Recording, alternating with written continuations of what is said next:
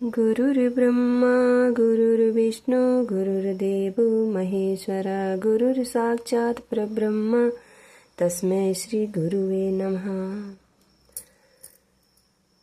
प्रणाम करती हूँ अपने जगत गुरु शिव गुरु माँ भवानी के चरणों में मेरा प्रणाम स्वीकारो। प्रणाम करती हूँ साप दीदी के चरणों में मेरा प्रणाम स्वीकारो। आप सभी गुरु भाई बहनों के चरणों में मेरा प्रणाम स्वीकारो। आप सभी का बहुत बहुत धन्यवाद। आगे सुनते हैं शिव पुराण में से भगवान शिव के प्रति श्रद्धा भक्ति की आवश्यकता का प्रतिपादन, शिव धर्म के 4 पादों का वर्णन एवं ज्ञान योग के साधनों तथा शिव धर्म के अधिकारियों का निरूपण, शिव पूजन के अनेक प्रकार एवं अनन्य चित्त से भजन की महिमा। इससे पहले हमने पिछली वाली वीडियो में सुना, अब इससे आगे हम सुनते हैं। मूर्ति आदि में जो मेरा पूजन आदि होता है, जिसे दूसरे लोग जान लेते हैं, वह बाहरी पूजन या भजन कहा गया है। तथा वही भजन पूजन जब मन के द्वारा होने से केवल अपने ही अनुभव का विषय होता है, तब अभ्यंतर कहलाता है। मुझ में लगा हुआ चित्त ही मन कहलाता है। सामान्यतः मन मात्र को यहाँ मन नहीं कहा गया है। इसी तरह जो वाणी मेरे नाम के जप और कीर्तन में लगी हुई है, वही वाणी कहलाने योग्य है, दूसरी नहीं। तथा जो मेरे शास्त्र में बताए हुए त्रिपुंड आदि चिन्हों से अंकित है और निरंतर मेरी सेवा पूजा में लगा हुआ है, वही शरीर है, दूसरा नहीं। मेरी पूजा को ही कर्म जानना चाहिए। बाहर जो यज्ञ आदि किए जाते हैं, उन्हें कर्म नहीं कहा गया है। मेरे लिए शरीर को सुखाना ही तप है, कृच्छ चंद्रायण आदि का अनुष्ठान नहीं। पंचाक्षर मंत्र की आवृत्ति, प्रणव का अभ्यास तथा रुद्राध्याय आदि का बारंबार पाठ ही यहाँ जप कहा गया है। वेदाध्ययन आदि नहीं, मेरे स्वरूप का चिंतन स्मरण ही ध्यान है। आत्मा आदि के लिए की हुई समाधि नहीं। मेरे आगमों के अर्थ को भली भांति जानना ही ज्ञान है, दूसरी किसी वस्तु के अर्थ को समझना नहीं। देवी पूर्ववास नावास बाहरी अथवा अभ्यंतर जिस पूजन में मन का अनुराग हो, उसी में दृढ़ निष्ठा रखनी चाहिए। बाहरी पूजन से अभ्यंतर पूजन 100 गुना अधिक श्रेष्ठ है, क्योंकि उसमें दोषों का मिश्रण नहीं होगा तथा प्रत्यक्ष दिखने वाले दोषों की भी वहाँ संभावना नहीं रहती है। भीतर की शुद्धि को ही शुद्धि समझनी चाहिए, बाहरी शुद्धि को शुद्धि नहीं कहते हैं।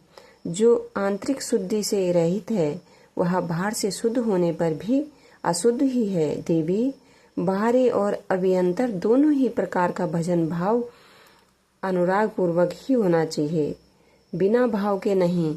भाव रहित भजन तो एकमात्र विप्रलंभ का ही कारण होता है। मैं तो सदा ही कृत एवं पवित्र हूँ, मनुष्य मेरा क्या करेंगे। उनके द्वारा किए गए बाहरी अथवा अभ्यंतर पूजन में उनका जो भाव है, उसी को मैं ग्रहण करता हूँ। देवी क्रिया का एकमात्र आत्मा भाव ही है, वही मेरा सनातन धर्म है। मन वाणी और कर्म द्वारा कहीं भी किंचन मात्र फल की इच्छा न रखकर ही क्रिया करनी चाहिए। देवेश्वरी फल का उद्देश्य रखने से मेरा आश्रय लघु हो जाता है, क्योंकि फलार्थी को यदि फल न मिला तो वह मुझे छोड़ सकता है। सती साध्वी देवी फलार्थी होने पर भी जिस साधक का चित्त मुझ में ही प्रतिष्ठित है, उसे उसके भाव के अनुसार फल में अवश्य देता हूँ। जिनका मन फल की इच्छा न रखकर ही मुझ में लगा हो, परंतु पीछे वे फल चाहने लगे हों, वे भक्त भी मुझे प्रिय हैं। जो पूर्व संस्कारवश ही फलाफल की चिंता न करके विवश हो मेरी शरण लेते हैं, वे भक्त मुझे अधिक प्रिय हैं। परमेश्वरी, उन भक्तों के लिए मेरी प्राप्ति से बढ़कर दूसरा कोई वास्तविक लाभ नहीं है, तथा मेरे लिए भी वैसे भक्तों की प्राप्ति से बढ़कर और कोई लाभ नहीं है। मुझ में समर्पित हुआ उनका भाव मेरे अनुग्रह से ही उनको मानव बलपूर्वक परम निवारण रूप फल प्रदान करता है। जिन्होंने अपने चित्त को मुझे समर्पित कर दिया है, अतएव जो मेरे अनन्य भक्त हैं, वे महात्मा पुरुष ही मेरे धर्म के अधिकारी हैं। अनेक 8 लक्षण बताए गए हैं। मेरे भक्त जनों के प्रति स्नेह, मेरी पूजा का अनुमोदन, स्वयं की भी मेरे पूजन में प्रवृत्ति, मेरे लिए ही शारीरिक चेष्टाओं का होना, मेरी कथा सुनने में भक्ति भाव, कथा सुनते समय स्वर नेत्र और अंगों में विकार का न होना, बारंबार मेरी स्मृति और सदा मेरे आश्रित रहकर ही जीवन निर्वाह करना, ये 8 प्रकार के चिन्ह यदि किसी म्लेच्छ में भी हो तो वह विप्र शिरोमणि श्रीमान मुनि है, वह सन्यासी है और वही पंडित है। जो मेरा भक्त नहीं है वह चारों वेदों का विद्वान हो तो भी मुझे प्रिय नहीं है, परंतु जो मेरा भक्त है वह चांडाल हो तो भी प्रिय है। उसे उपहार देना चाहिए, उसे प्रसाद ग्रहण कर लेना चाहिए तथा वह मेरे समान ही पूजनीय है। जो भक्ति भाव से मुझे पत्र, पुष्प, फल अथवा जल समर्पित करता है उसके लिए मैं अदृश्य नहीं होता हूँ और वह मेरी भी दृष्टि से कभी ओझल नहीं होता है। अपने गुरु सही साहब दीदी के चरणों में मेरा प्रणाम, आप सभी भाई बहनों के चरणों में मेरा प्रणाम। सभी का बहुत बहुत धन्यवाद। वीडियो को पूरा वॉच करिएगा। महादेव की दया आप सभी पर बने रही।